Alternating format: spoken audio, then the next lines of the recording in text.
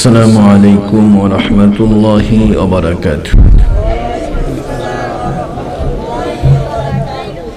الحمد لله الذي خلق الإنسان وكرم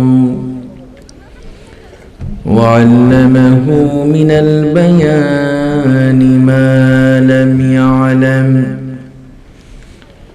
فسبحان الذي لا يحصى امتنانه باللسان ولا بالقلم، والصلاة والسلام على أشرف الأنبياء والمرسلين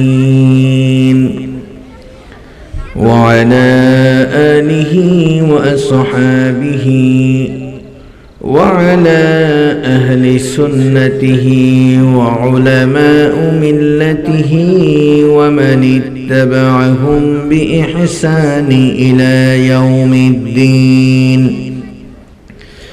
أما بعد، فقد قال الله تبارك وتعالى في كلامه المجيد وفرقانه العظيم. محبت شكر پورن أعوذ بالله من الشيطان الرجيم. بسم الله الرحمن الرحيم. يا أيها الذين آمنوا اتقوا الله حق تقاته ولا تموتن إلا وأنتم مسلمون. وأيضا قال تعالى: والذين جاهدوا فينا لنهدينهم سبلنا وإن الله لمع المحسنين. عن سهل بن سعد رضي الله تعالى عنهم قال: قال رسول الله صلى الله عليه وسلم: من يزمن لي ما بين لحييه وما بين رجليه أزمن له الجنة. متفق عليه. قال تعالى في شان حبيبه ومحبوبه ومعشوقه تعظيما وتكريما: إن الله وملائكته يصلون على النبي يا أيها الذين آمنوا صلوا عليه وسلموا تسليما. صلى الله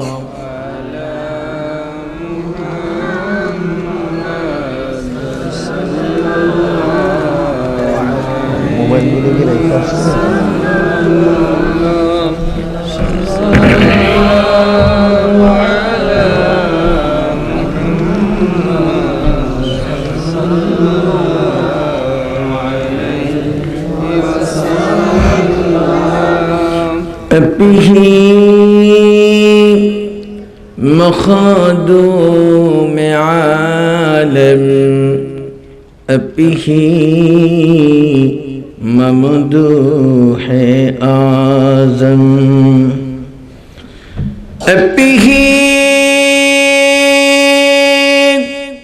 ناشاه أكرم به نور تجسم صلى الله على محمد صلى الله عليه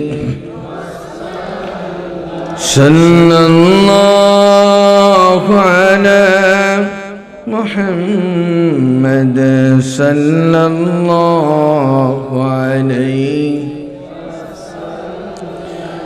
بلغ العلا بكماله كشف الدجى بجماله حسنت جميع خصاله صلوا عليه وآله اللهم صل وسلم وبارك عليه দক্ষিণ সাঙ্গর বোলারহাটি হিজবুল্লাহ যুব সংঘের উদ্যোগে আয়োজিত পবিত্র সুন্নি মহাসম্মেলনের মুহতারামুল মাকাম ওয়াজিবুল ইহতিরাম সম্মানিত সভাপতি পীরে কামেল আলহাজ হযরত মাওলানা AKM এস ওবাইদুর রহমান সাহেব মাদ্দাজিল্লাহুল আলী, উপস্থিত সহসভাপতি হাজী মোহাম্মদ আলাউদ্দিন সাহেব, আজকের এই অনুষ্ঠানের বিশেষ অতিথি, বিশিষ্ট ইসলামী চিন্তাবিদ, লেখক ও গবেষক, এলাকার রত্ন, এলাকার গর্ব গৌরব হযরত মাওলানা মুফতি মুহাম্মদ মুস্তাফিজুর রহমান আজহারি সাহেব মাদ্দাজিল্লাহুল আলী, উপস্থিত সারসিনা শরীফের একান্ত নিবেদিত প্রাণ ছাত্র হিজবুল্লাহর হবিগঞ্জ জেলার শাখার অর্থ সম্পাদক কারি মোহাম্মদ গিয়াসউদ্দিন সালিহি, আমাদের নব প্রজন্মের গর্ব, এই এলাকার আপনাদের প্রাণপ্রিয় মানুষ, সারসিনা জামিয়া ইসলামিয়ার অত্যন্ত আদরের আমাদের ছাত্র হযরত মাওলানা তালিমুল ইসলাম সালিহি মাদ্দাজিল্লাহুল আলী, আমন্ত্রিত উলামায়ে কেরাম, সম্মানিত মুরব্বিয়ে নিজাম, আজকে মাহফিলে আমরা অত্যন্ত আনন্দিত। সারা রাত্র যদি আমরা ওয়াজের জন্য সুযোগ দেই, আমার সাথে সুদূর ঢাকা থেকে অনেক বড় একজন বক্তা উপস্থিত হয়েছেন, যিনি গাজীপুর বাংলাদেশ জমিয়ত হিজবুল্লাহর তালিম তরিকত সম্পাদক জনাব আলহাজ হযরত মাওলানা সালাউদ্দিন সাহেব মাদ্দাজিল্লাহুল আলী উপস্থিত আছেন। সারা বাংলাদেশে বিশেষ করে সারসিনা হযরত পীর সাহেবুল কেবলার অত্যন্ত কাছের হৃদয়ের মানুষ, বারবার যিনি হজে গিয়েছেন, আমাদের সাথে উপস্থিত হয়েছেন জনাব আলহাজ মোহাম্মদ ইকবাল হোসেন সাহেব মাদ্দাজিল্লাহুল আলী, আমাদের সাথে আছে মেহেদি ইমন, আরো অনেক ভাইরা উপস্থিত হয়েছেন। উপস্থিত সম্মানিত উলামায়ে কেরাম, আমার ফখরে কাফেলার যুবক ভাইরা, মাইকের আওয়াজ যতটুকু যাচ্ছে পর্দার অন্তরালের সম্মানিত জান্নাতি মা ও বোনেরা, আসসালামু আলাইকুম ওয়া রাহমাতুল্লাহি ওয়া বারাকাতুহু।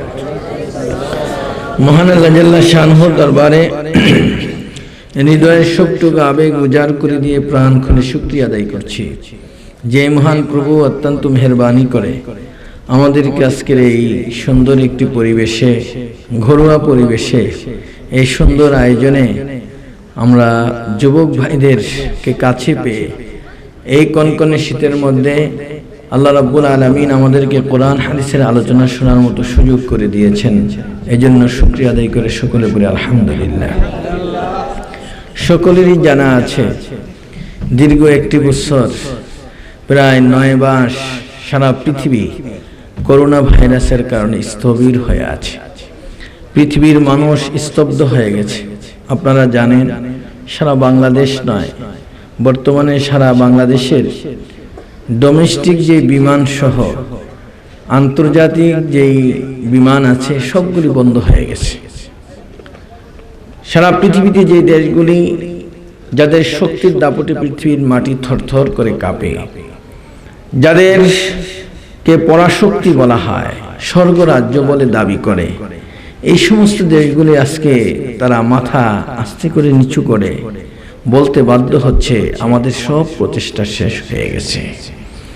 ইটালির মতো সেই শক্তিধর রাষ্ট্র, যার প্রধানমন্ত্রী সকালবেলা ঘুম থেকে উঠে বলে দেয়ার ইজ নো গড, আল্লাহ বলতে কিছুই নাই, যাদের স্লোগান শুরু হয় কোরআন বিরোধী, যাদের স্লোগান শুরু হয় আল্লাহ বিরোধী, এই সমস্ত মানুষগুলি যখন লাশের পরে লাশ তারা দেখেছে, দৈনিক 2000-3000 লাশ চোখের সামনে পড়ে আছে সুন্দর চেহারার মানুষগুলি, তখন তারা বলতে বাধ্য হয়েছে এই পৃথিবীতে আসমানের নিচে আমাদের যত শক্তি ছিল সব শেষ, একমাত্র সমস্ত ক্ষমতার আধার, সমস্ত ক্ষমতার অধিকারী হলো আল্লাহ।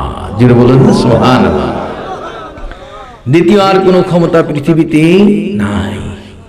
আমার ভাইদেরকে বলবো, যারা এখানে বসা আছি গভীর রাত্রি পর্যন্ত, এই করোনা ভাইরাস এতটুকু শিক্ষা আমাদেরকে দিয়েছে, বুঝতে হবে যে এই পৃথিবীতে ক্ষমতা একমাত্র কার? সমস্ত ক্ষমতার উৎস কে? আসতে বললেন কেন? জোরে বলতে হবে কে? সে আল্লাহ রাব্বুল আলামিন আজকে আমাকে আপনাকে এই মাহফিলে আসার সুযোগ দিয়েছেন। অনেক মানুষ ঘরে ঘুমিয়ে আছে, নাক টেনে ঘুমাচ্ছে। অনেক যুবক রাস্তাঘাটে বসে বসে মোবাইল চালাচ্ছে। অনেক মানুষ দেখা যায় যে এখন অসুস্থ হয়ে হাসপাতালে পড়ে আছে। অনেক মানুষ দেখা যায় রাস্তাঘাটে বসে বসে এরকম গল্প গুজব করছে। এই সবগুলি থেকে আজকে আমাদেরকে একটি সুন্দর জান্নাতের বাগানে বসার সুযোগ আল্লাহ দিয়েছেন। এই জন্য কি একটু শুকরিয়া আদায় করতে পারি কিনা? প্রাণ খুলে শুকরিয়া আদায় করে পড়ি আলহামদুলিল্লাহ। আর একটু জুড়ে বলে আলহামদুলিল্লাহ। যে জায়গাটুকুতে বসা আছি এই জায়গাটা হলো জান্নাতের বাগান। কিসের বাগান বলে? আর একটু জোরে বলতে হবে কিসের বাগান? কোনো ব্যক্তির ফতোয়া নয়, কোনো আলেমের ফতোয়া নয়। হযরত আলী কাররামাল্লাহু ওয়াজহু থেকে হাদিস, তিনি বলেন মাজালিসুল উলামা'i রাউদাতুম মিন রিয়াজিল জান্নাহ। যেখানে কোরআন হাদিসের চর্চা হয়, আলোচনা হয়, সেই জায়গাটুকু পৃথিবীর মধ্যে জান্নাতের বাগানে পরিণত হয়ে যায়। আমরা আজকে যারা জান্নাতের বাগানে বসেছি, আমার ইতিকাদ, বিশ্বাস, একজন ব্যক্তি যেখানে বসার উপযুক্ত আল্লাহ তাকে ঠিক সেই চেয়ারে বসান। কি বিশ্বাস হয়? একজন যদি শিক্ষক হওয়ার উপযুক্ত হলে শিক্ষকের চেয়ারটা তাকে দেওয়া হয়। মেম্বার হওয়ার উপযুক্ত হলে মেম্বারের চেয়ারটা তাকে দেওয়া হয়। চেয়ারম্যান হওয়ার উপযুক্ত হলে চেয়ারম্যানের চেয়ারটা তাকে দেওয়া হয়। যোগ্যতা না থাকলেও আল্লাহর পক্ষ থেকে তার যোগ্যতা আল্লাহ দান করে দেন। কি বিশ্বাস হয় আপনাদের? দাদ হকরা কাবিলিয়ত শর্ত নিস্ত, বলকে শর্ত কাবিলিয়ত দাদে ওস্ত। যোগ্যতা অর্জন করা শর্ত নয়, এবং যোগ্যতা আসা হলো শর্ত। জোরে বলেন না সুবহানাল্লাহ। একজন এই চেয়ারে আপনি বসার সুযোগ পেয়েছেন, আপনার অযোগ্যতার কারণে আপনাকে সেই জায়গায় বসানো হয়েছে। 2 ফোঁটা চোখের পানি ছেড়ে দাও আল্লাহর কাছে, তোমার সেই যোগ্যতার চেয়ারের যোগ্যতা আল্লাহ তোমাকে দান করে দিবে। আর একটু জোরে বলেন না সুবহানাল্লাহ। আমার যুবক ভাইদেরকে বলবো, যারা এখানে বসা আছে, অনেকে বলতে পারি হুজুর জীবনে কত মিথ্যা কথা বলছি, কত খারাপ কাজ করেছি, আমি জান্নাতি মানুষ হয়ে গেছি, জান্নাতের বাগানে বসছি। আল্লাহ ইচ্ছা করলে এই মাহফিল থেকে জান্নাতি বানাইয়া বাড়িতে নিতে পারেন না? কথা বলেন না কেন? পারেন কি না? এই আকীদা কার কার আছে একটু হাত উঁচু করে দেখান দেখি। নারে তাকবীর, নারে তাকবীর, নারে রিসালাত। আল্লাহ যেন কবুল করে, বলেন আমিন। আর একটু জোরে বলেন আমিন। বন্ধুরা আমার, আমি যে কথাটুকু বলতেছিলাম, আমার নবীর ব্যবহার বিধিটা কেমন ছিল, এই পৃথিবীর মধ্যে কোনো ধর্ম যেটা দিতে পারে নাই, আমার নবী সেটা দিয়েছেন। জোরে বলেন না সুবহানাল্লাহ। আল্লাহর নবীর একটা চাকর ছিল, গোলাম ছিল, হযরত আনাস, যিনি এই পৃথিবীর মধ্যে 103 বছর হায়াত যিনি পেয়েছিলেন, 100-র উপরে সন্তান যার হয়েছিল। হযরত আনাস ইবনে মালিক বলেন, আমার নবী আমার সাথে কেমন ব্যবহার করেছেন, আমি তার গোলাম ছিলাম। খাদিমতুন নবী সাল্লাল্লাহু আলাইহি ওয়াসাল্লাম 10 সিনিন, আমি নবীর খেদমত করতে গিয়ে 1 দিন নয়, 2 দিন নয়, 10টি বছর আমার নবীর খেদমত আমি করেছি। 10 বছর খেদমত করতে গিয়ে আল্লাহর নবী আমাকে গরম পানির কথা বললে আমি ঠান্ডা পানি নিয়ে আসতাম, এই কাজটা করার কথা বললে ওই কাজটা আমি করে ফেলতাম।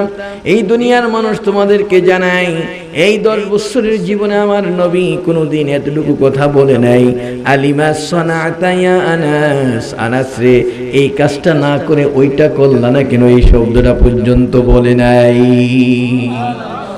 আরেকটু জোরে বলবেন না সুবহানাল্লাহ। আমার বন্ধুদেরকে বলতে চাই, রাসূলের ব্যবহারটা ছিল এমন, আল্লাহর নবী কি চমৎকার করে বলে দিলেন, এক ভাই আরেক ভাইয়ের সাথে যখন দেখা হবে, ও বন্ধু, মুখটা কখনো মলিন করে রাখা যাবে না। ওয়াদাহকুকা সাদাকাতুন, হাসি মুখে কথা বলা। আল্লাহ রাব্বুল আলামিনের হাবিব বলেন, লক্ষ লক্ষ টাকা দান করলে যে সওয়াব হতো, একটু হাসি মুখে কথা বললে সেই সদকার সওয়াব হয়ে যায়। এক ভাই আরেক ভাইয়ের সাথে রাগ করে বসে আছেন। ও বন্ধু, একজন আরেকজনের সাথে কথা বলতেছেন। আমার নবী কি চমৎকার করে বলে দিলেন, দুনিয়ার মধ্যে যদি কোনো ব্যক্তি কারোর সাথে মন মালিন্য হয়, 3 দিনের বেশি যদি মন মালিন্য হয়ে পৃথিবীর মধ্যে বেঁচে থাকে, আর এই 3 দিনের মধ্যে কোনো ব্যক্তি যদি মারা যায়, ওই লোকটা বেঈমান হয়ে মারা যাবে, কুফরির মর্যাদা নিয়ে দুনিয়া থেকে বিদায় হবে। কখনো মানুষের সাথে রাগ করে থাকার অধিকার তোমার নাই। জোরে বলেন না সুবহানাল্লাহ। এই 3 দিনের মধ্যে যদি কোনো ব্যক্তি মন মালিন্য হয়েছে, যেই লোকটা আগে এসে তার ভাইয়ের সাথে এরকম মুলাকাত করবে, সালাম দিবে, আমার নবী বলেন বদরের ময়দানে গিয়ে, উহুদের ময়দানে গিয়ে জিহাদ করলে যেই সওয়াবটা হতো, ওই লোকটা সালাম দেওয়ার কারণে, ওই কাজটা করার কারণে তার আমলনামায় জিহাদের সওয়াব হয়ে যাবে। আল্লাহর নবী বলেন, এক ভাই আরেক ভাইকে দেখার পরে তোমার হাতটা একটু লম্বা করে দাও।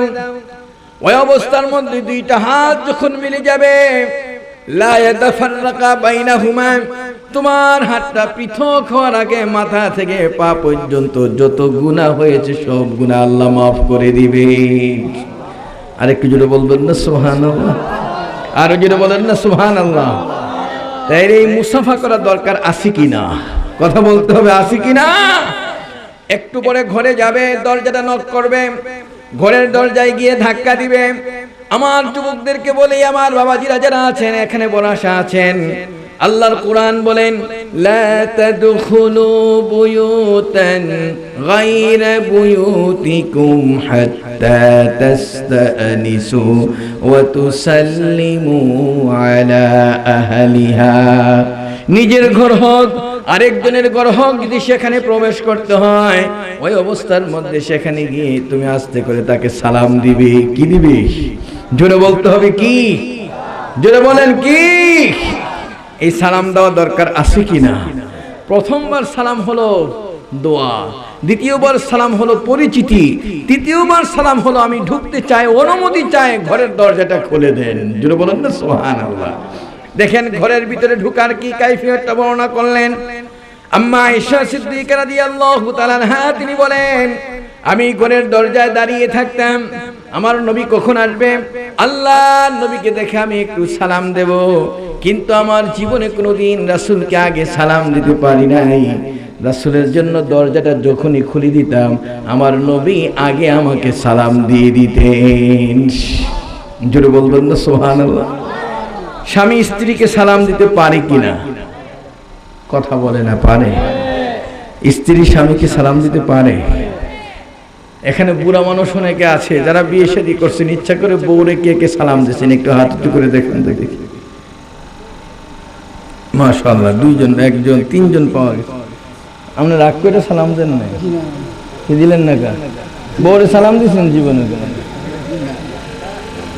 হ্যাঁ, দেয় নাই। তুমিও দাও নাই? মাশাআল্লাহ, হাতও দাও নাই। আপনি রাগ করছেন কা? বলবেন কি সালাম দিছে? দেখছেন, ধরা খেয়ে গেছে। রাসূলের একটা সুন্নত, চিন্তা করে বউ তো আমারই, আমি সালাম দেবো কি লইয়া? আর স্ত্রী চিন্তা করে স্বামী তো আমারই, আমি সালাম দেবো কি লইয়া? একজন আরেকজনকে ঠেলাঠেলি করে কেউ কাউরে সালাম দেয় না। অথচ রাসূল বলেন, স্বামী যদি স্ত্রীকে সালাম দেয় আর স্ত্রী যদি স্বামীকে সালাম দেয় আর সুন্দর একটা পুটুস করে হাসি মারে, আল্লাহর হাবিব বলেন এই হাসিটার মূল্য হলো লক্ষ টাকা দান করলে যে সওয়াব হতো সেই সওয়াব হয়ে যায়। আর সালাম দিয়েছো তুমি, আমার আল্লাহর পক্ষ থেকে 2 জনের মাঝখানে 100 রহমত বর্ষণ হয়ে যায়। এখন এই সালাম দেওয়া দরকার আছে কিনা? আমাদের দেশে অবস্থা এমন যে চিন্তা করে স্বামী আমার, আমি সালাম দেবো কি লিগা? আর স্ত্রী চিন্তা করে বউ তো আমারই। কি কথা বোঝেন নেই? একজন একজনের ঠেললে কেউ সালাম দেয় না। আগের দিনে এমন ছিল দেশের অবস্থা, কখনো স্ত্রীরা কোনোদিন স্বামীর নাম মুখে উচ্চারণ করতো না। কি কথা ঠিক না? ঠিক। এটা কি ছিল? লজ্জাজনক ব্যাপার। স্বামীর নাম কত শ্রদ্ধা ছিল তাদের, এজন্য কখনো স্বামীর নামটা মুখে উচ্চারণ করে নাই। এক মহিলার স্বামীর নাম ছিল রহমতুল্লাহ। কি নাম? জোরে বলতে হবে, কি নাম? রহমতুল্লাহ। তো হঠাৎ করে একদিন এশার নামাজ পড়তে আসে, তো এরকম নামাজের মধ্যে সালাম ফিরায়, আসসালামু আলাইকুম উনি, আসসালামু আলাইকুম উনি। জিগা, এই তুই নামাজের মধ্যে উনি উনি করস কে লিগা? জানো না আমার স্বামীর নাম যে রহমতুল্লাহ। মানে খুব মায়া, স্বামীর জন্য এতই পাগল, মানে নামটা মুখে উচ্চারণ করে না। কথা ঠিক না বেঠিক? আজ বানিয়াচঙ্গের যুবকেরা বর্তমান ট্রেডিশন চেঞ্জ, আধুনিক যুক্ত, এখন বর্তমানে স্ত্রী স্বামীর নাম ধরে ডাকে, আর স্বামী চিন্তা করে আমিও একটু ডাকি, যখন আমায় ডাকা শুরু হয়ে গেছে। কি কথা ঠিক না বেঠিক? স্বামী স্ত্রীকে বলে পারুল এদিকে আসো, আর স্ত্রী আধুনিক যুগ তো পাওয়ার বেশি, সরকার সব আইন যা করে সব খালি নারীদের পক্ষে। বর্তমানে নারী নির্যাতনের আইন সারা বাংলাদেশে সমস্ত পুরুষের বিরুদ্ধে হলো নারী নির্যাতনের আইন। কি ঠিক না বেঠিক? একটু চোখের মধ্যে পানি টানি লাগাইয়া তেল লাগাইয়া যদি দেখো আমার এই করছে, শেষ। কথা ঠিক না বেঠিক? এখন এই জন্য বলি বাংলাদেশে যে কত হাজার পুরুষ নির্যাতিত হচ্ছে এটার খবর নাই। কি কথা ঠিক না বেঠিক? একটু আধুনিকতার সাথে বাস্তবতার সাথে কথাগুলি বলি। এই জন্য মহিলারা চিন্তা করছে পাওয়ার কি কম দিচ্ছে নাকি সরকার আমাদের। এখন ডাক দে, রহিম এদিকে আসেন। কি বোঝেন নেই? রহিম রে ডাকতেছে, আব্দুর রহিমকে স্বামীর নাম ধরে ডাকে। স্বামীও চিন্তা করে বউর পাওয়ার বেশি, নাম ধরে ডাকুক আর যা করুক শুনতেই হবে। কি কথা ঠিক না বেঠিক? একজন আরেকজনের ডাকাডাকি শুরু হয়েছে। এখন বলেন তো দেখি, এটা কি আদব না বেয়াদবি? আসতে বললেন কেন? আদব না বেয়াদবি? ওই অবস্থার মধ্যে সাথে সাথে পরিস্থিতি এমন, কয়েকদিন পরে আল্লাহ একটা বাচ্চা দিছে, সন্তান হয়েছে। ছোট ছোট বাচ্চাগুলি বাপ মা যা বলে তাই কিন্তু শিখে। কি কথা কি বুঝতে পারছো? এখানে যারা আছে, বাপ মার আদর্শ থেকে ছেলেগুলি বড় হয়। কুল্লু মাউলুদিন ইউলাদু আলাল ফিতরা ফাআবওয়াহু ইউহাউবিদানিহি আও ইউনাসরানিহি আও ইউমাজ্জিসানিহি। জুড়ে বলেন না সুবহানাল্লাহ। আমার নবীর ঘোষণা হলো, এই পৃথিবীর মধ্যে সন্তান জন্ম হয়ে থাকে বাপ মার আদর্শের উপরে জন্ম হয়। বাপ মা যদি মুসলমান হয় ছেলেটা মুসলমান হয়, বাপ মা যদি হিন্দু হয় ছেলেটাও হিন্দু হয়, বাপ মা যদি খ্রিস্টান হয় ছেলেটাও খ্রিস্টান হয়। এই পৃথিবীর মধ্যে বাপ মা যে আদর্শের উপরে তাকে বড় করবে, ওই বাচ্চাটার মুখ থেকে তাই বের হয়। কথা ঠিক না বেঠিক? ওই মুহূর্তটার মধ্যে একজন আরেকজনকে ডাকাডাকি করে নাম ধরে ধরে। এখন একটু কথা বলা শিখছে। একদিন বাপে কয়, আব্বু তোমার আম্মুরে একটু ডাইকে নিয়ে আসো। ও যায় কয়, পারুল এদিকে আসো। কি কয়? জোরে বলতে হবে, কি নাম? মার কয় না। ওখান দৌড়ে আইসে পারুল আইয়া কয়, স্বামী। কয় কি? বিপদে তো পড়ছি, পোলা যে মা কয় না। কি সে? মা কয় না। একটু পরে মায় বলতেছে, আব্বু তোমার আব্বুরে একটু ডাইকে নিয়ে আসো। পুরো দৌড়ে গেছে, কয় রফিক এদিকে আসো। পুরা এখন বাপ কয় না। কি বিপদ হয়েছে কিনা একটু? কি কথা কয় না? কি লেগে আছে? এখন দুইজনে মিল্লা মিটিং বসছে, ব্যাপারটা কি? পোলা যে বাপ কয় না, বউকে বলে তো মাও কয় না। এখন দুইজনে মিল্লা খুব টেনশনের মধ্যে পড়ে গেছে। কয়েকদিন মিটিং করছে, ঘরের মধ্যে মিটিং টিটিং করে টেরে সেটা এখন পোলারে যেমনি হোক বাপ ডাকা শিখাইতেই হবে। মায় কয় যেমনি হোক মা ডাকা শিখাইতেই হবে। আধুনিক যুগ তো এখন মা ডাকার বাপ ডাকা শিখাইবে। এখন বলতেছে কয়েকদিন মিটিং করে কয় বউরে কয় তুমি কও। কয় না তুমি কও। কয় না তুমি কও। এখন দুইজনে একজন আরেকজনের কইতে কয়, খুঁজে আর পাই না কিভাবে পোলারে বাপ ডাকা শিখাইবে, মা ডাকা শিখাইবে। কি কথা বুঝতে পারছি? 3-4 দিন পরে মিটিং বসে বউরে কয় রাতে 2টার সময়, কত দেখি কেমনে পোলাটার বাপ ডাকা শিখান যায়। তুমি কও না কেমনে মা ডাকা শিখান যায়। আধুনিক বউ তো শরীয়ত টরীয়ত কিছু বুঝে টোঝে না। হ্যাঁ, কোরআন হাদিস তো বুঝে না, খালি মোবাইল নিয়ে সারাদিন খালি গুলগুলু করছে। আর করবে কি? কয় ঠিক আছে, একটা কাজ করি, যেমনি হোক মা ডাকা শিখামু, বাপ ডাকা শিখামু। একটা কাজ করি, আগামী দিন থেকে আমি তোমারে বাপ কইয়া ডাকবো, তুমি আমারে মা কইয়া ডাকো। কি ডাক দিবেন নাকি? আসতে বলবেন নাউজুবিল্লাহ, জোরে বলতে হবে নাউজুবিল্লাহ। কি ডাকাডাকি করা যাবে? এই বেয়াদবি করলে এই পরিস্থিতি হবে ঘরের মধ্যে। কি কথা ঠিক না বেঠিক? যুবক, আজকে যারা এখানে বসা আছে এই জন্য কথাগুলি বলে যাচ্ছি। আধুনিকতার বিস্ফোরণ, আধুনিকতার সেই অবস্থানটা হলো এই। এমন এক সময় ছিল স্ত্রীরা কখনো স্বামীদের চেহারার দিকে তাকিয়ে কথা বলে নাই। কথা ঠিক না বেঠিক? মনে করতো এই স্বামী হলো আমার আদর্শ, তার পায়ের নিচে আমার জান্নাত, এটা ধারণা তাদের ছিল। স্বামীকে খুশি করতে পারলে আমরা জান্নাতে চলে যাব। আমার নবীদের হাজার বছর আগের সেই ইতিহাস।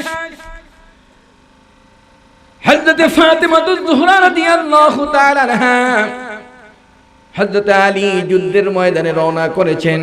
হাত ধরে বললেন, স্বামী সালিমান ওয়া গানিমান, আমি দোয়া করে আপনি বিজয় বেশে ফেরত আসবেন। এই কথা বলে যখন ফেরত দিলেন, যাওয়ার পরে অবস্থায় স্বামী একটা অনুরোধ করি, বিয়ের পর থেকে এই পর্যন্ত একটা নতুন জামার ব্যবস্থা আমার হয় নাই। আমি ফাতেমা আপনার কাছে আবেদন করছি, আপনি যখন বিজয় বেশে গনিমতের মাল নিয়ে ফেরত আসবেন, আসার সময় আমার জন্য নতুন একটা জামা নিয়ে আসবেন। এটা আপনার কাছে আমার একটা আবদার। আলী রাদিয়াল্লাহু তাআলা আনহু কয়েকদিন পরে সেখানে আবার ফেরত চলে আসলেন। যুদ্ধ শেষ হয়ে গেল, বিজয় বেশে আসছেন। ফাতেমা আসার পর পরে দরজা নক করলো, সালাম বিনিময় হলো। সালামের পরে ফাতেমা আলীর দিকে তাকিয়ে কৌশল বিনিময়ের পর পরে বললেন, আলী গো, ও প্রাণের স্বামী, আমার জামাটা কি আপনি এনেছেন কিনা আপনার কাছ থেকে একটু জানতে চাই। কয় তাই নাকি? কয় হ্যাঁ। হযরত আলী মনটা খারাপ হয়ে গেল, ফাতেমা আমি যুদ্ধ করে আসলাম, এতদিন পরে তুমি তোমার জামার কথাটা বললা, কিন্তু আমার শারীরিক অবস্থাটা কেমন সেই বিষয়টা তোমার কি একটু জানা উচিত ছিল না? এই মন খারাপ করে বসে আছে। ফাতেমা বুঝতে পেরেছে আমি অন্যায় করে ফেলেছি। আলীর কদমের পাশে গিয়ে পাওগুলি ধরে বসে আছে, স্বামী মাফ করে দাও, ভুল করে ফেলেছি। একবার মাথার পাশে যায়, একবার পায়ের পাশে যায়। আলী রাগ করে আছে। দীর্ঘ সময় হয়ে গেল, রাত্র হয়ে গেল, আলী কোনো কথা বলে না। হঠাৎ করে আলীর মাথায় ঢুকলো, আমি আলী হতে পারি, আমি কার সাথে রাগ করেছি? ফাতেমা কে, কার সাথে আমি রাগ করেছি? যার সম্পর্কে আমার নবী বলেছে আল ফাতিমাতু বিদআতুম মিন্নি, ফাতেমা হলো আমার নবীর শরীরের একটা অংশ। এই পৃথিবীর মধ্যে যেই মানুষটা ফাতেমাকে কষ্ট দেয়, সেজন্য আমি নবীকে কষ্ট দেই। আমি রাসূলের সেই শরীরের অংশের সাথে এরকম বেয়াদবি করতেছি, আমি কাজটা ঠিক করি নাই। আলী সাথে সাথে উঠে ফাতেমাকে জড়িয়ে ধরে কান্না শুরু করে দিলেন, ভুল হয়ে গেছে ফাতেমা, ক্ষমা করে দাও। একজন আরেকজনকে ধরে কান্না। ওই অবস্থায় চলে গেলেন। পরের দিন আমার নবীর দরবারে হাজির। আল্লাহর নবীর কাছে ফাতেমা যাওয়ার সাথে সাথে আলী রাদিয়াল্লাহু তাআলা আনহু সহ গেলেন। ফাতেমাকে দেখে রাসূল দাঁড়িয়ে যেতেন, ফাতেমাকে দেখে আল্লাহর নবী তার পাশে বসাতেন। ও বন্ধুরা আমার, আজকে যখন ফাতেমা কি আমার নবীর সামনে হাজির হলাম, ওই অবস্থায় রাসূল তার দিকে তাকান না। ফাতেমা আবার রাসূলের চোখের সামনে গিয়ে হাজির। এই অবস্থায় ফাতেমার দিকে তাকান না। এই অবস্থায় ঘুরতেছেন, ঘুরতে ঘুরতে এমন একটা অবস্থা হলো, এমন একটা পরিস্থিতি হলো, হযরত আলী রাদিয়াল্লাহু তাআলা আনহু দেখতেছেন রাসূলের মনটা খারাপ। দুইজনে ধরে আমার নবীকে ধরে কান্না শুরু করে দিলেন। আল্লাহর নবী ডাক দিয়ে বলে, ফাতেমা রে, ও ফাতেমা, তুমি জানো না পৃথিবীর সমস্ত কিছুর মেসেজ আমি নবীর কাছে চলে আসে। আজকে আমি বুঝতে পেরেছি আলী তোমার প্রতি অসন্তুষ্ট। এই অবস্থায় যদি তোমার মৃত্যু হতো, আমি তোমাকে একটা ঘোষণা দিয়ে দেই, এই 2 দিনের মধ্যে যদি তোমার মৃত্যু হয়ে যেত রে ফাতেমা, আমি নবী তোমার জানাজায় গিয়ে উপস্থিত হতাম না, আমি তোমার জন্য দোয়া করতাম না। স্বামীর অসন্তুষ্টি নিয়ে যদি কোনো স্বামী স্ত্রী যদি দুনিয়া থেকে বিদায় হয়, তার জাহান্নাম ছাড়ার কোনো উপায় নাই। জোরে বলেন না সুবহানাল্লাহ। একজন স্বামীর মর্যাদাটা কত সুন্দর করে আমার নবী দিয়ে দিলেন। আরেকটু জোরে বলেন না সুবহানাল্লাহ, আরেকটু জোরে বলবেন না সুবহানাল্লাহ। ও বন্ধুরা আমার, এই জন্য আপনাদেরকে বলবো, যারা এখানে বসে আছেন, হযরতে মা আয়েশা সিদ্দিকা রাদিয়াল্লাহু তাআলা আনহা তিনি বললেন, আমার নবী যখন ঘরে আসতেন আমি আগে সালাম দিতাম। এই সালামের প্রচলন দরকার আছে কিনা? আসতে বললেন, কোনো দরকার আছে? আর একটু জোরে বলতে হবে, দরকার আছে? এখনো আস্তে শব্দগুলি আসে, এতগুলি মানুষের যদি আওয়াজ হয় পুরো এলাকা গরম হয়ে যাওয়ার কথা। কি ঘুম ধরছে সবার? পেটে ক্ষুধা? তাবারুক আছে? গরম গরম তাবারুক আছে, চিন্তা নেই। পেট খালি করা লাগবে না, জোরে সুবহানাল্লাহ বলে আল্লাহ আরশ পর্যন্ত গিয়ে পৌঁছে যায়। জোরে বলেন না সুবহানাল্লাহ। নারে তাকবীর, নারে তাকবীর। কি সালাম দেওয়া দরকার আছে? মুসা নবীর নাম শুনছেন আপনারা? কে কে শুনছেন একটু হাত জাগান তো দেখি। মাশাআল্লাহ, সবাই শুনছে। বাড়ি কোন জায়গায় জানেন? এটা জানেন না? যাও, এতটুকু জানি, মুসা আলাইহিস সালাতু ওয়াস সালাম একদিন ঘরে বসা আছেন, হঠাৎ করে আজরাইল ঘরের ভিতরে ঢুকছে। কে? কথা বলতে হবে, কে? আজরাইল কি ভালো ফেরেশতা না খারাপ ফেরেশতা? খারাপ। আজরাইল কি ভালো না? কেমনে ভালো? মানুষ মাইরা সব শেষ করে। আজরাইলের সবাই ভয় পায়, কি ঠিক কিনা? আইছে আজরাইল। রুমের মধ্যে ঢুকতে দেরি হয়েছে, মুসা নবী ডান হাত দিয়ে ঠাস করে একটা মারছে, কঠিন কায়দা। এমন ধরে এক থাপ্পড় দিছে, চোখ পয়রা খালি ঝুলতে আছে, এই চোখ লয়ে বসে রয়েছে। দৌড়ে আল্লাহর কাছে গিয়ে, আল্লাহ আল্লাহ আল্লাহ, আরে কি সে? আমার চোখ ফলাই দিছে। কে? আপনার নবী মুসা। কয় কোনো বেয়াদবি করছো নাকি? আল্লাহ কোনো বেয়াদবি করি নাই, খালি রুমে ঢুকছে এই থাপ্পড়টা মারছে আমাকে। জোরে বলেন না সুবহানাল্লাহ। আরো জোরে বলেন সুবহানাল্লাহ। থাপ্পড় মাইরা চোখ ফালাই দিছে। মুসা নবী এখন বিচারের পাল্লা। আল্লাহর সাথে সাথে টেলিফোন করছে, হ্যালো মাই মুসা। মুসা নবীর সাথে যোগাযোগের মাধ্যম ছিল তুর পাহাড়। কথা ঠিক না বেঠিক? সমস্ত নবীদের নির্দিষ্ট জায়গা ছিল যেখানে বসে বসে ইবাদত করতেন, আর মুসা নবী আল্লাহর সাথে যোগাযোগের যে মাধ্যমটা ছিল এটা হলো কোথায়? তুর পাহাড়। এর বাইরে গেলে নেটওয়ার্ক পাওয়া যেত না, মোবাইল বন্ধ, নেটওয়ার্ক ফেল। কি কথা কি বুঝতে পারছেন? আর আমার নবী, আপনার নবী, সমস্ত জগতের নবী, নবী মুহাম্মদুর রাসূলুল্লাহ সাল্লাল্লাহু আলাইহি ওয়াসাল্লামের জন্য আল্লাহ বলে দিলেন, বন্ধু তুমি গাছের উপরে থাকবে, নেটওয়ার্ক সেখানে কায়েম হবে। তুমি পাহাড়ে থাকবে, সেখানে আমার কোরআন চলে যাবে। তুমি পানির উপরে থাকবে, সেখানে কোরআন যাবে। তুমি যেখানে যাবে কোরআন সেখানে যাবে, যেখানে যাবে সেখানে আল্লাহর নেটওয়ার্ক সাথে সাথে জারি হয়ে যাবে। জোরে বলবেন না সুবহানাল্লাহ। শুধু তাই না, তোমার জন্য নয়, কিয়ামত পর্যন্ত তোমার উম্মত যত আসবে, জুইলাত লানাল আরদু মাসজিদান ওয়া তুহুরা, সারা পৃথিবীর সমস্ত জায়গাটা তোমার উম্মতের জন্য আমি সিজদার জায়গা বানায়া দিলাম। যেখানে সিজদা দিবে সেখানে আল্লাহর সাথে যোগাযোগ হবে।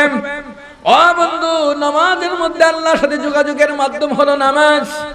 যখন তুমি সিজদা দিতে থাকো, টাইলসের উপরে, জায়নামাজের উপরে, কার্পেটের উপরে তোমার সিজদাটা হয়, আমার আল্লাহ রাব্বুল আলামিন ডাক দিয়ে বলেন, তোমার সিজদাটা টাইলসের উপরে দাও নাই, কার্পেটের উপরে দাও নাই। আমি আল্লাহ যখন তোমার সিজদাটা দেখি, মাথাটা যখন নোয়াচ্ছ, আমি আরশ থেকে আমার কদমটা তোমার মাথার নিচে, কপালের নিচে দিয়ে দেই। তোমার সিজদাটা সরাসরি আমি আল্লাহর কুদরতি পায়ের উপরে পড়েছে। गर से सजदा जमीने पर से होता, आस जोदा बरफ्ते अर्श खुदा। জোরে বলুন না সুবহানাল্লাহ। আমি কথা বলতেছিলাম, মুসা নবী সাথে সাথে যখন আল্লাহর পক্ষ থেকে, হ্যাঁ মুসা, আমার আজরাইল রে মারছে, এত বড় সাহস, মারলা কেন? এখন মুসা মারমু না, গলা বড় হয়ে গেছে। বাপার ছেলে যদি দুইজনে কথা বলে, ঝগড়া শুরু হয়, পোলার কণ্ঠ যদি বাপের উপরে ওঠে, তখন বাবাকে, বাবা আস্তে কথা কস না, মান ইজ্জতের ব্যাপার সেপার আছে না, আস্তে। কথা ঠিক না বেঠিক? এখন মুসা নবীর কণ্ঠ আরো জোরে, কেন মারছো? আল্লাহ কেন মারছো? মারমু না, এটা বেয়াদবি করেছে, মারাত্মক বেয়াদবি করেছে। আরে কি বেয়াদবি করছে? আমি বেয়াদবের শাস্তি দিছি। কয় কি বেয়াদবি? কয় আমি ঘরে বসা আছি, আজরাইল ঘরে ঢুকছে, আমারে সালাম দেয় নাই। কি দেয় নাই? জোরে বলতে হবে কি? আরো জোরে বলেন কি? মাহফিল থেকে শিক্ষার আছে কিছু, এইগুলি শিখতে হবে। আগামী দিন থেকে যদি কোনো যুবক আজকের মাহফিল যারা শুনছো, যদি সালাম না দাও, মুরব্বীদেরকে না দেখে, দেখার পরে বাপ মাকে দেখে, তারপরে মুরব্বী দেখে, বড় ভাইকে দেখে, ইমাম সাহেবকে দেখে যদি সালাম না দাও, ওই থাপ্পড় খাওয়া লাগবে। শাস্তি কি? আজরাইলের মতো থাপ্পড়। কি বুঝে আসছে? দ্বিতীয় নম্বর হলো, বাবা বসে আছে, যুবক যদি সামনে দিয়ে চলে যায়, সালাম না দেয়, ছেলেটা বেয়াদব। কি কথা ঠিক না বেঠিক? উস্তাদ বসে আছে, সালাম দেয় নাই, সে ছেলেটা কি? এই উঠে গেল।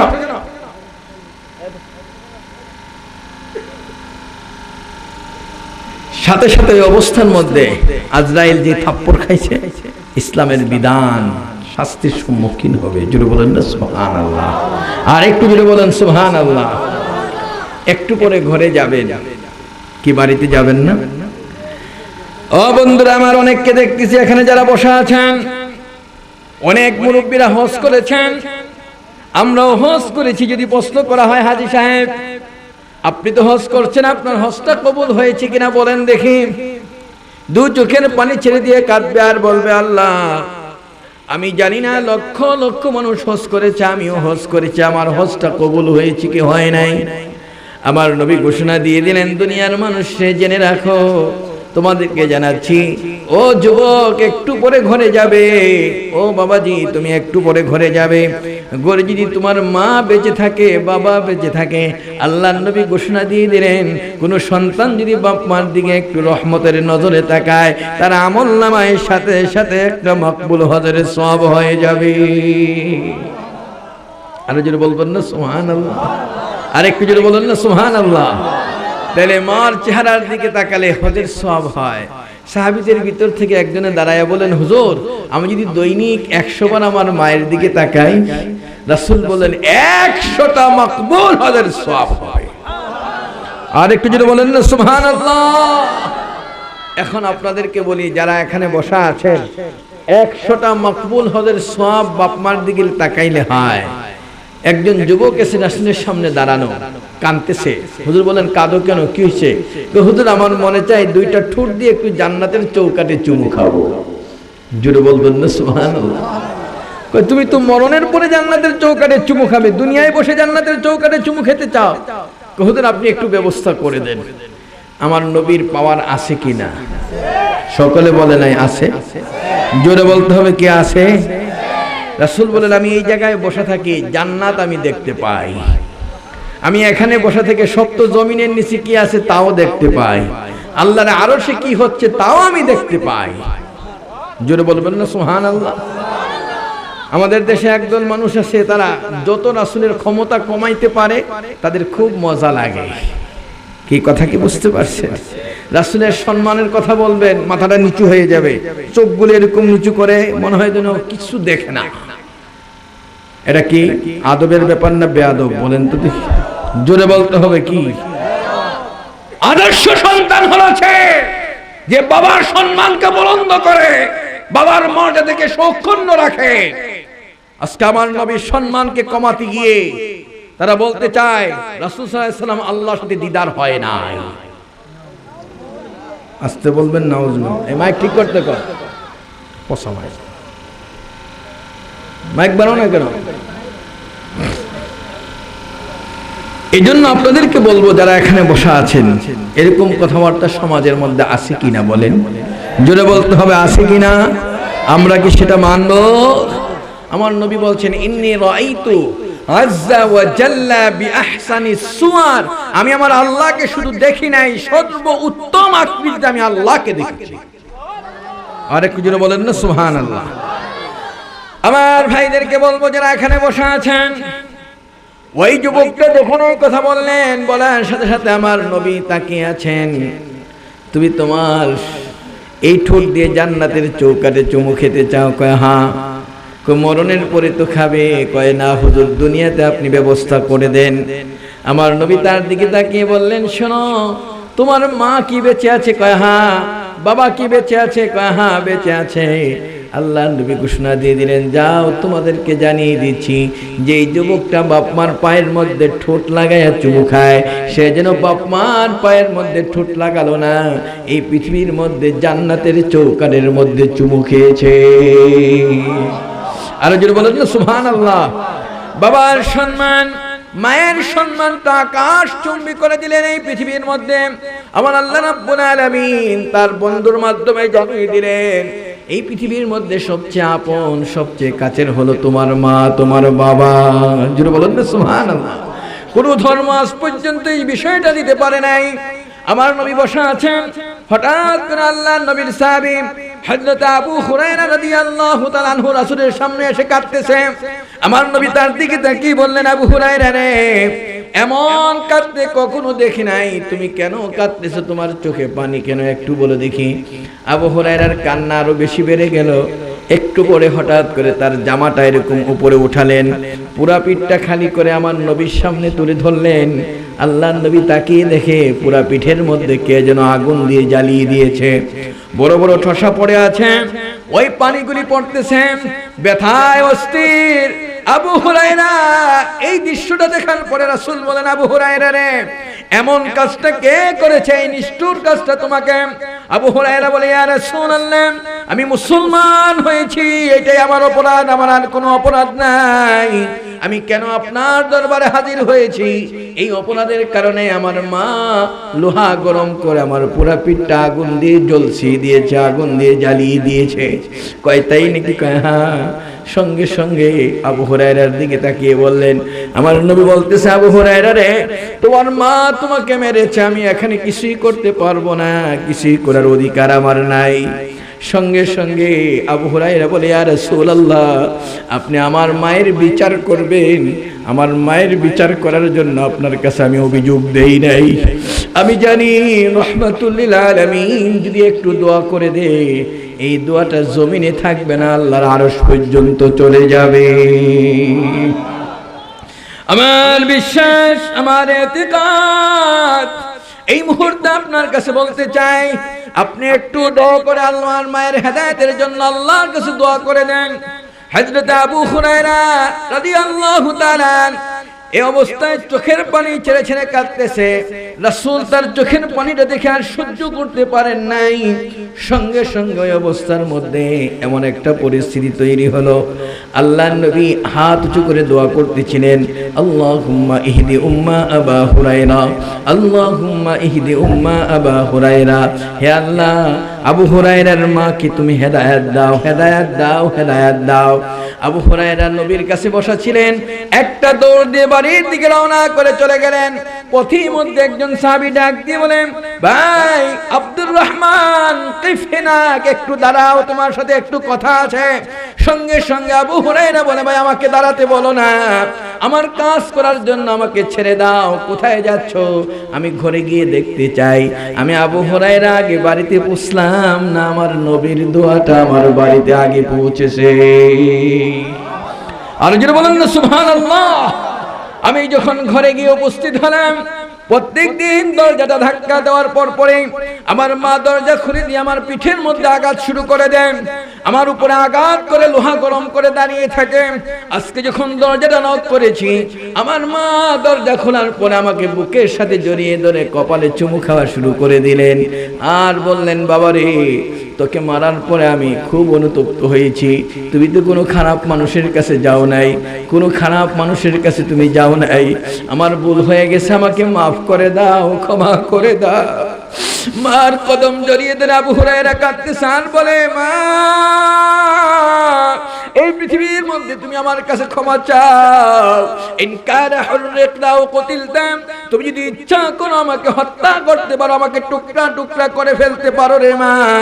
আমি তোমার সন্তান, তোমাকে আমি বলতেছি, এই পৃথিবীর মধ্যে আমার কাছে ক্ষমা চাওয়ার প্রয়োজন নাই। আমার মনের তামান্না, মনের আকাঙ্ক্ষা, এই পৃথিবীতে তুমি একটু দয়া করে দয়া করে দয়া করে আল্লাহ রাব্বুল আলামিন এর দরবারে, আমার নবীর দরবারে হাজির হও, আমার জীবনের সব আশা পূরণ হয়ে যাবে। জোরে বলেন না সুবহানাল্লাহ। আর একটু জোরে বলেন না সুবহানাল্লাহ। মাকে সাথে নিয়ে চলে আসলেন আমার নবীর কাছে। আল্লাহর নবীর দরবারে হাজির হওয়ার পরে মা রাসূলের চেহারার দিকে একটাবার নজর করলেন। দেখতে দেরি হলো, সাথে সাথে ওই অবস্থায় কলেমা পড়ে মুসলমান হয়ে যায়। আর একটু জোরে বলবেন না সুবহানাল্লাহ। এই হাদিস থেকে আমার যুবকদেরকে যেটা বোঝানো উদ্দেশ্য, মা দুঃখিনী এমন একটা নিয়ামত, বাবা এমন একটা নিয়ামত। এই পৃথিবীর মধ্যে সে যদি কাফের হয়, মুশরিক হয়, বেঈমান হয়, হিন্দু হয়, ইহুদি হয়, খ্রিস্টান হয়, ওই মায়ের সাথে কখনো খারাপ ব্যবহার করা যাবে না।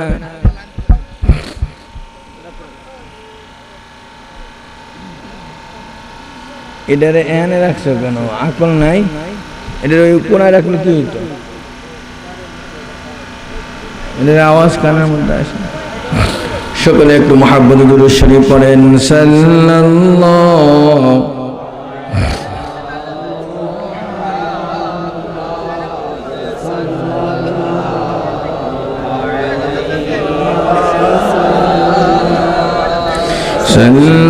সাল্লাল্লাহু আলাইহি। আর কি সমস্যা আছে নাকি? লিখে দাও। عليه وسلم मैं आशिक मौला हूँ मेरे इश्क निराला, मैं आशिक मौला हूँ मेरे इश्क निराला, जुमला जहाँ जिसके तजल्ली से उजाला, मैं सूरत यूसुफ का नहीं चाहने वाला, कायस की मानंद नहीं आशिक लैला, सल्लल्लाहु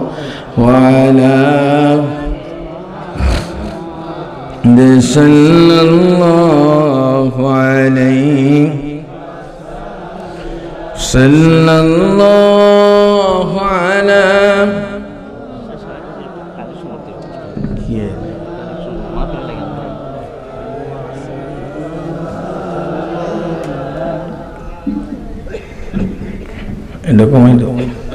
সম্মানিত হাজিরিন, যেটা বলতেছিলাম, এই হাদিস থেকে স্পষ্ট বাপ মা যদি কাফের হয়, মুশরিক হয়, বেঈমান হয়, তাদের সাথে খারাপ ব্যবহার করা যাবে না।